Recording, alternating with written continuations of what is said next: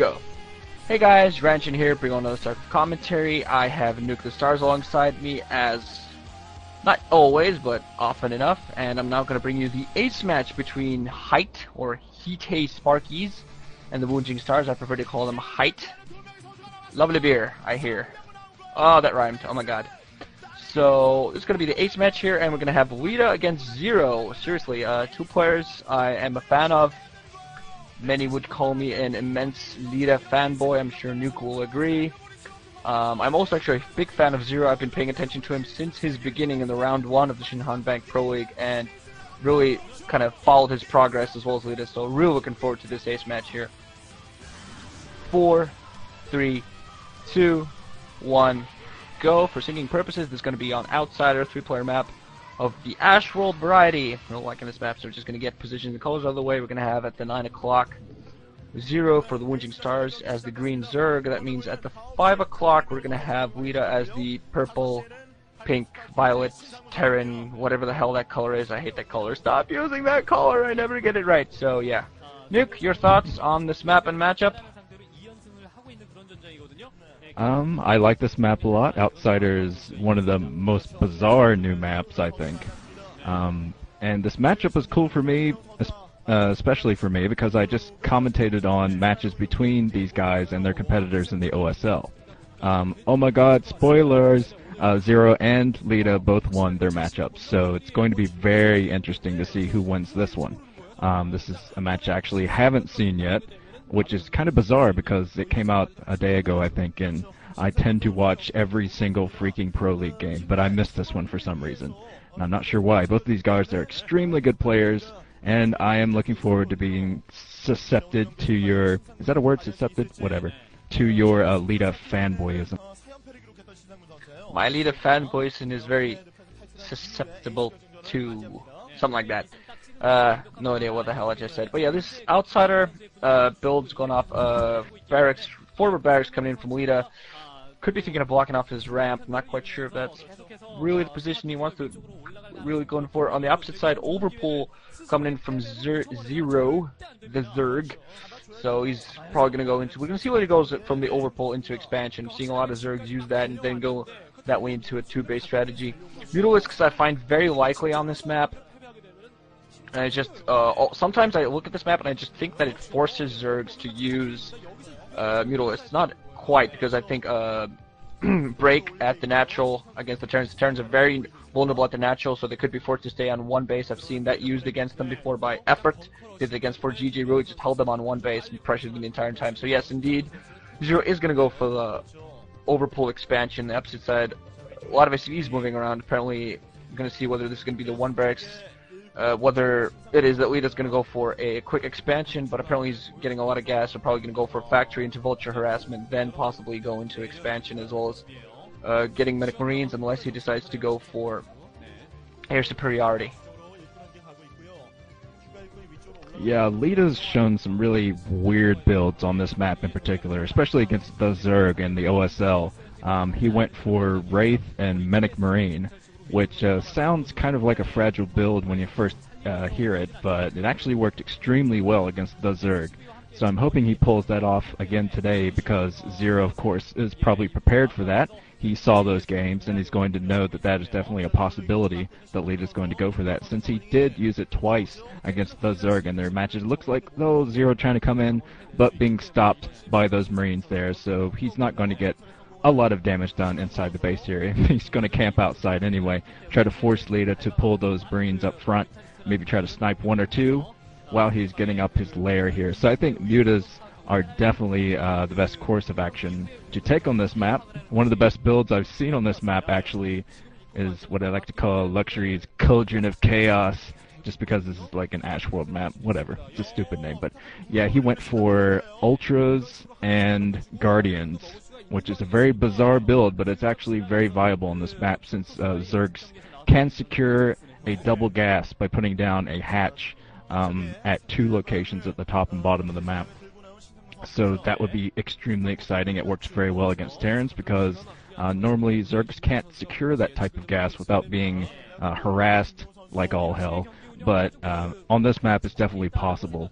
So we'll see which building ZerO decides to put down here, whether he's going for 2 base mutas or 2 base lurkers. 2 port raids! 2 port raids! 2 port raids coming in from Leta.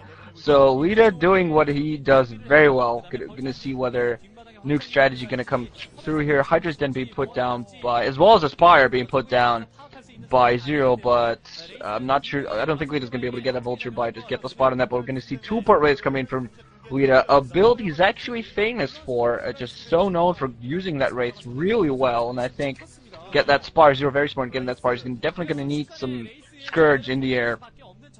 And we're gonna see whether those mutas become vulnerable to raids. Mutas technically should be able to take raids on pretty well, but Leta's micro with those raids is just so insane. He's also going to get the control tower, so he's also going to have cloak. First 2 raids already are going to get spotted, but the overlord is going to get taken out. Spire, not even close, so oh man, this is definitely going to force ZerO to get some Hydras out to help defend. Okay, first Hydras now are out there. They're going to have to camp below those overlords so they don't get taken down, and really he's going to have to get those inside of his main, because there's a drone line just sitting there just waiting to be harassed. His wraiths are going to fly around, probably try to get into position. We're going to see some Hydras everywhere flying around, but I think he should definitely be able to micro this around, get some drone kills, just see the superior, awesome micro of Leta here. And I'm not even trying to sound like a fanboy, even though I kind of am a little bit, just that Leta's Leta's wraith micro is quite good, still microing them around. Some Hydras not really coming into position too quickly, and he just doesn't have that speed upgrade, so those Hydras can't really morph in positions where they're very vulnerable. And now control tower blinking, which means that we are going to have the cloak upgrade soon. More overlords losing their lives, and just Leta doing a very good harassment to start this off. Yeah, I'm starting to see the major advantage of this build for Leta. I kind of didn't really pick up on it on his 2 games that he went for this against the Zerg, but now I'm starting to get it that he's forcing ZerO to get out units to deal with the race at first, like Hydras, but those Hydras are not going to last long against Medic and Marine Force, which I'm sure is coming out since Leta does have his engineering bay landed there, and I think he's going to start pumping a lot more. But oh man, a race coming in here trying to defend the base, while Leta is trying to macro up here and get his buildings going here. Clutch Cloak coming up just the right time, taking out quite a few Mutalisks here. So ZerO is actually losing Mutalisks left and right. He brought in some more forces trying to break the front there, but he's going to need Overlord speed before he even thinks about breaking that front right now. He was very limited as far as his drone supply goes, because I think Leta picked off at least 5 or 6 drones there in that attack. And now the bunker coming up right now, so Leta's going to play very defensively, just keep inside of his base until he can come up with a big Goliath or a big Medic and Marine force here. I have a feeling it's going to go Medic and Marines, seeing those Hydralisks out there, because I think that'll be very easy for him to break with Medic and Marines. Just eventually contain ZerO into his 2 bases, try to keep him from getting a 3rd, which I think would be pretty easy with his race. I mean, if Leta goes around with his race right now, he'll be able to snipe drones that are trying to build hatcheries, and just cloak when he's in trouble and get out of dodge, basically. So I think this is a very strong build, and I'm going to be very excited to see how ZerO handles this, because he's one of the best reactionary Zergs on the scene right now. Yeah, just he's planning some Zerglings around just to try to spot those raids as they come in flying. There's quite a large number of the raids.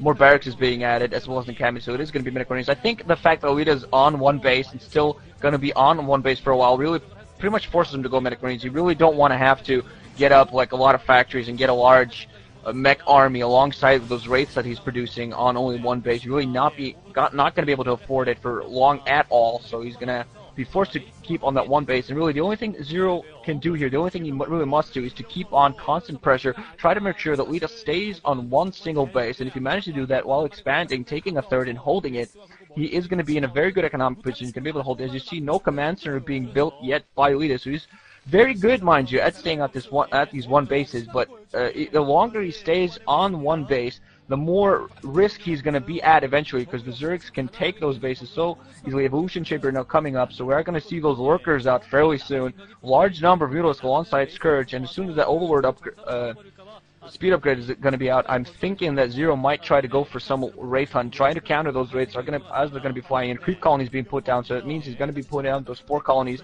They of course detect as well as attack air units that are really going to help him out. Just has to be very careful. Has Hydras grouped out around those overlords. Leta now coming in for an attack, killing a unit there on the ground. Has the scouting SCV also moving out. So it's just going to come down to who can manage the harassment here. If Leta can just keep on this constant harass, he is going to be in a good position, is going to be able to get that up expansion. While on the opposite side, if ZerO manages to prevent the harass and hold Leta inside of his base, I think he's going to be able to get more bases and that way overwhelm Leta completely as the game goes on.